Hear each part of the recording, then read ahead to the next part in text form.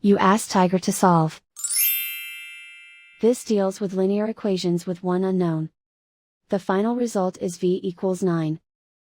Let's solve it step by step. Simplify the expression. Expand the parentheses.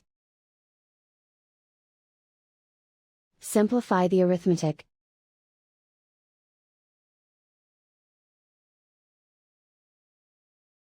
Group all constants on the right side of the equation. Add 21 to both sides. Simplify the arithmetic.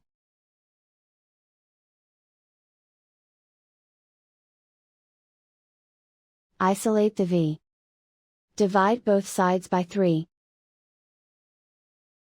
Simplify the fraction. Find the greatest common factor of the numerator and denominator. Factor out and cancel the greatest common factor. And so the final result is v equals 9.